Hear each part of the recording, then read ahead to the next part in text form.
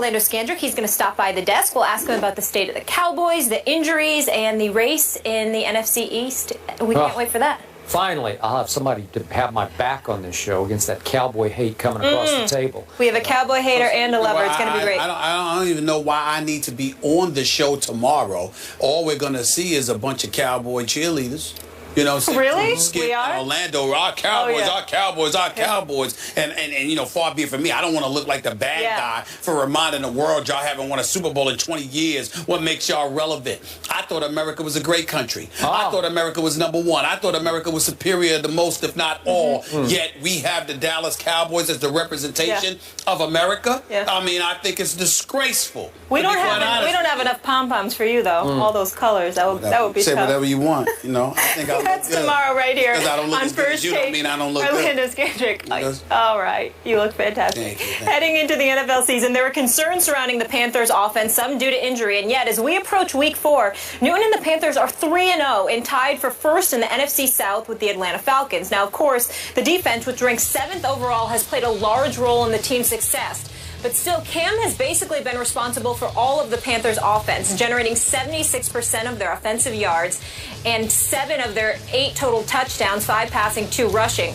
Some are arguing that he's proven to be the most valuable player in the NFL, at least from the perspective of value to his team through Week 3. Cam for MVP, Stephen A. Smith. Are you cheering for that one? Well, I don't root against him because I got a lot of love for the kid. I think that he's going through a lot. I think the one blemish on his career obviously had things to do with family as opposed to himself from his college days or whatever. And I applaud him for defending his loved one the way that he did, because most of us would. Since he's been a pro, the only issue we've ever had with him is that he seemed to get down on himself or down on others by putting a towel over his head, and his body language wasn't that great.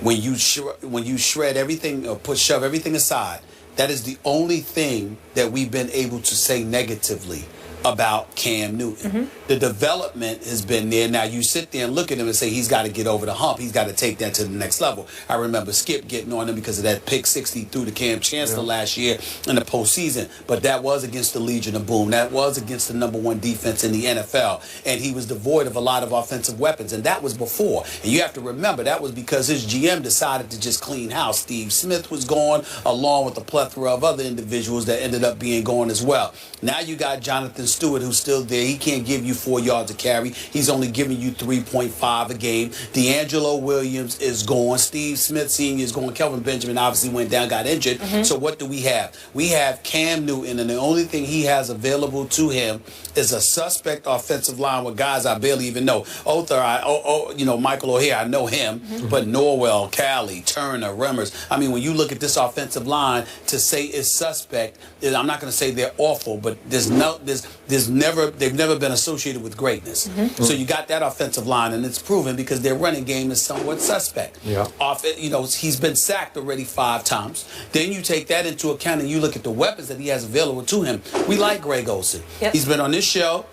He's played well. Wants to. He clearly has a future in broadcasting, but he's showing that he can still play. Had about 134 yards last week, and the guy is their leading receiver. I mean, this is Greg Olsen we're talking about here. He's your leading receiver, and Ted Ginn Jr. is your #1 receiver, even though he's #2 in yardage behind Olsen.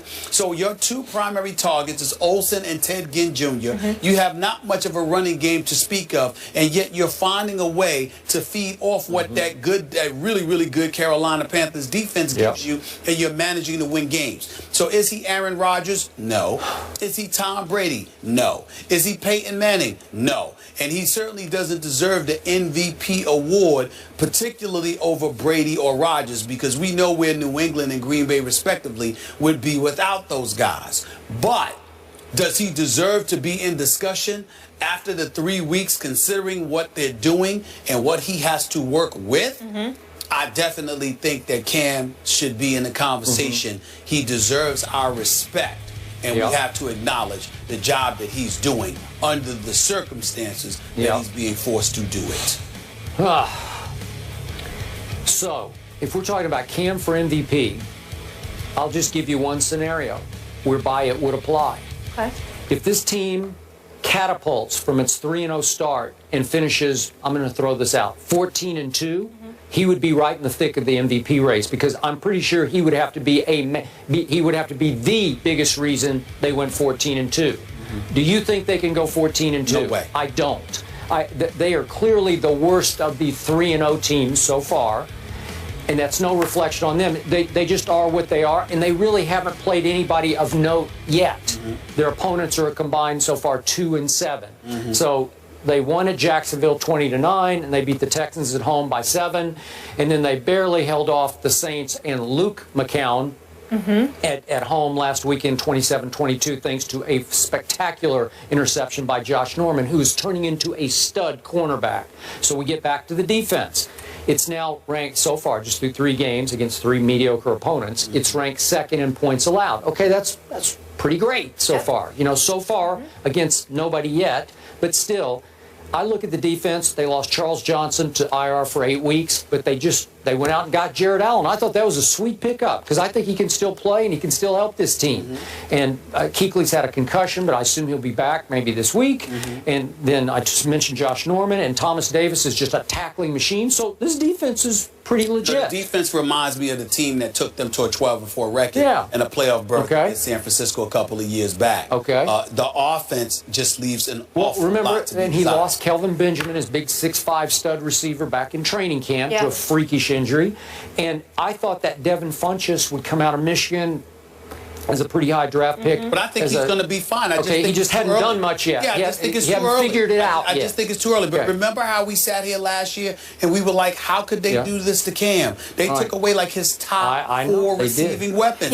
I'm like, how do you put this guy in that position?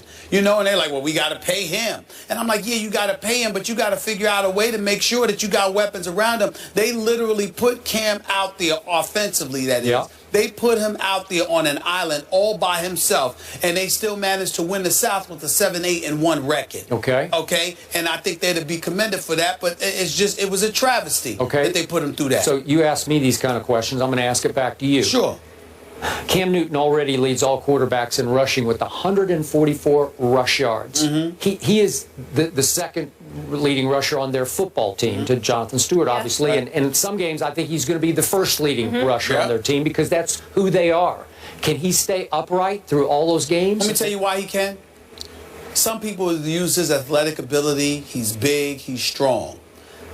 If I'm wrong, it's because I only see what the camera shows me, because I haven't been to any Carolina Panthers game, even though I would love to be, because I love me some Charlotte, North Carolina. But I will tell you this. Cam seems to me to be a smart runner. He's not exactly Russell Wilson, but he's pretty close. As far as sliding goes. Well, he doesn't have to, because Cam usually running to the side, and he's usually getting out of bounds. He's not usually running to the middle of the field, as far as I can tell. Again, I'm not at the game, so I don't see every play. But from the camera angles, when I see Cam Newton running the football, he's usually not running where he's required to slide. He's usually running out of bounds. He doesn't get hit too much running outside the pocket. That doesn't happen to him all the time, and I attribute that to his intellect, because he's not trying to do. Think about how embarrassing it was when we were talking about RG3, and we were like literally suggesting that he go over to the Nationals to let them teach him how to slide. All right, because he wasn't getting out of bounds. I agree. And when he was in bounds, he was diving head first, which gives them the license to hit him. Because we didn't want him to get injured. Or he didn't slide properly. Cam doesn't have that problem. Cam knows how to get out of bounds, and I give him credit for that. Plus, he's bigger and he can take more hits, but he knows how to get out of bounds. And we're going to talk about the Hockey League controversy a little later in the show, but this is why Cam is hanging in there on what he says Hockey League said to him, because he wants protection when he runs with the football. He wants, within the rules, to be protected like everybody else gets protected. And why? We are going to talk about that. I thought about some good points. Oh, good. All right. One quick question before I get in trouble by our producers. Are they the best team in the NFC South right now? Yeah, you'd have to say that. By the way, no. Oh, I forgot about Atlanta. Atlanta. I say the Falcons are, but by the way, you don't worry about getting in trouble with the producers. Skip's got you. I don't know about me, because you're from Connecticut. But you're the one who runs this show. He got your police. Oh, please! You lying. That's lying. That's laughable. This man God is connected. He is connected at the highest level. Am I not right? Please. Connected. You both are. Well, trust me, I'm the rookie. Cam Newton is getting a lot of love right now with the 3-0 start, but is he MVP worthy? Now that Skip and Stephen A have given their takes, we want yours. Go to Twitter and vote yes or no using the hashtag MVP for Cam, and let us know if you think he is worthy of the MVP.